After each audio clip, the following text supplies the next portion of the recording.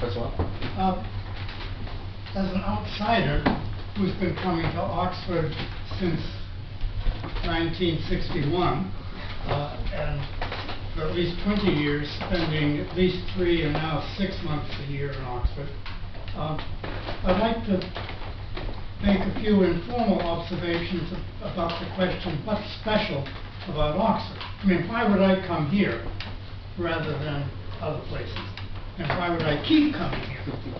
Well, one thing that was special about Oxford, and still is, about its philosophy of law and jurisprudence program, is that there are a number of outstanding persons on the faculty who are doing philosophy of law, who are actually doing creative work in jurisprudence.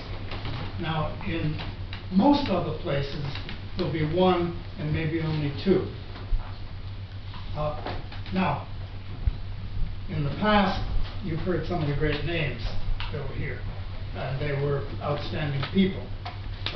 When you're looking at the future, will Oxford be able to compete in the global marketplace for outstanding persons in order to have continuously at least 3 and maybe 4 or 5 of the top people in jurisprudence in the English-speaking world? Now, I can't make a prediction, but there was a period when Oxford was not permitted to renew readerships or chairs, and is, I think, becoming increasingly difficult for Oxford to compete in the world market. Now, another reason, and I think a more important reason that makes Oxford so very different and special is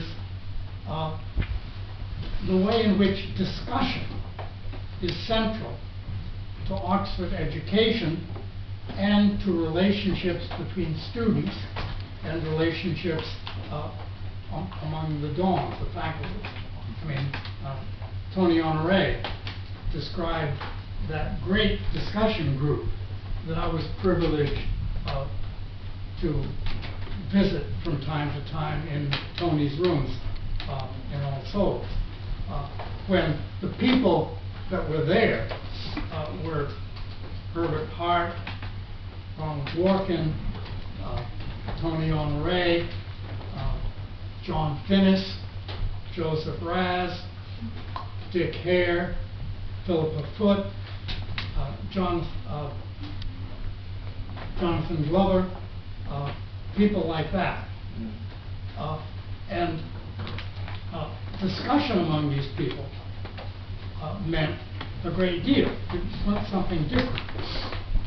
Teaching, the tutorial system in Oxford, which is, in one way, it's very inefficient. On the other hand, it's something very special, where there can be discussion between the tutor and the student.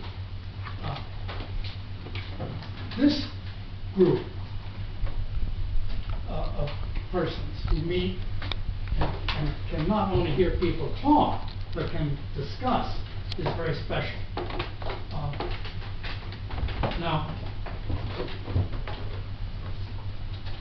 that is what drew me to Oxford, and that is what has kept me here, and why I spend now 6 months every year here in Oxford. And the question is, can it be sustained? Can this intellectual give and take with a group of faculty meeting regularly and discussing, with student groups discussing, with a tutorial system, which is a very, very expensive system of education, but it's very special. And I think the question is whether that can be maintained here in Oxford. And I think this group is very important because it's part of that same culture, where it's not just a matter of coming to a lecture and writing down the answers, but give and take, talking back and forth. That's what's very special, has been very special about Oxford. then the question is, can it be maintained, partly for financial reasons. There's a great deal of financial, it's a very, very expensive way of running a university. But also, something else that was brought up, increasing specialization. I mean, when I got my PhD, I was a specialist in ethics. For the past 30 years, I've been working in the theory of rights. And I can't get out of it. And I think philosophy of law is more and more specialized. Jurisprudence is more and more specialized. And one question, I think, is whether the kind of special education you have here, where the give and take of discussion in tutorials, in this kind of a group, among the faculty, can be, say, sustained in an era where academic disciplines are becoming more and more specialized. And I don't know the answer to that. Can I say a couple of brief things about the future of the tutorial system and recruitment of brilliant people to Oxford? The answer to your question about the tutorial system is yes. Just deeply yes. And I say that with confidence, but I didn't even have a month ago. But over the past month, I've talked to more than 40 of the law tutors in the Oxford law faculty, and asked every one of them whether they think we should be like Toronto, where I was taught, or other great law schools, and abandon the tutorial system. And the answer is no, and they really are committed to it. And it's a combination of that genuine commitment by the people who actually bear the burden of the most labor-intensive legal training in the world, plus pretty aggressive confidence about the financial aspects of the situation.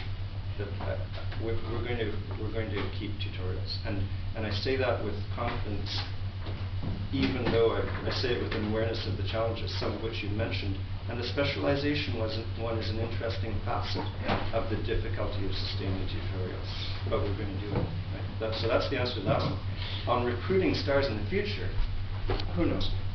I can't say yes with the same confidence. And I'm actually more worried about the world than about Oxford, because I can't be confident that the planet will produce people like the people you have in mind who've taught here over the past generations, right? So there you go. If the planet can produce them, can we attract them, and can we sustain what makes Oxford attractive? Well, Leslie's come here this summer. You spend time here because of the opportunity to talk to particular people. You couldn't have a gathering like this in any other university in the world. So that's something that gives the teaching of jurisprudence in this city a sustainability, but no guarantees about the future. But if you're right that there's a connection between the tutorial system, what makes it attractive for people like these to come here to do jurisprudence, then, well, that's a reason for confidence, because I'm confident about the teaching system.